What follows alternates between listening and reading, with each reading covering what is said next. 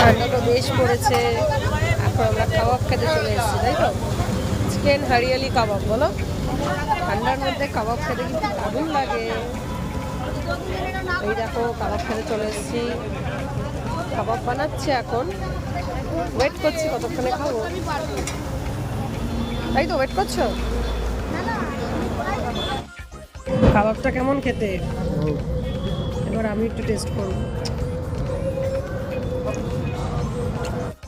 কাবাবটা খেয়ে আমাদের দারুণ লেগে গেছে, তাই জন্য আর একটা গোটা লোটে ফ্রাই নিয়ে নিয়েছি। খেয়ে বলো কিরম লাগছে। খাও খাও খাও খাও। গরম গরম নরম নরম, গরম নরম নরম নরম, তার সাথে স্পাইসি, বলো গরম করে খাচ্ছি। কেমন খেতে বলতে দাও, আমি একটু খেয়ে টেস্ট করি, দেখি কেমন লাগছে।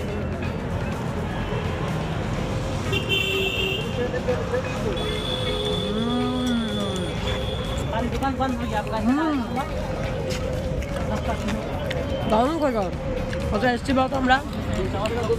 এই যে ধোসা ওয়ার্ল্ড, একদম সোদপুর বিটি রোডের মুখেই দোকানটা আছে। সব কটা খাবারই দারুণ খেতে, আমরা বসে বসে খেয়েই যাচ্ছি। এরপর যদি কিছু খাই আবার সেটা দেখাচ্ছি। টাটা। যথেষ্ট ফ্রেশ। এই দোকানটা এসছি, সবাই দেখো। আমাদের এখানে এত ভালো লেগেছে খাবার দাবারগুলো, সেই জন্য আর একটা কাবাব নিয়ে যাচ্ছি, তাই তো? তোমরাও চাইলে চলে আসতে পারো। ধোসা ওয়ার্ল্ড খাওয়া সত্যি ভালো।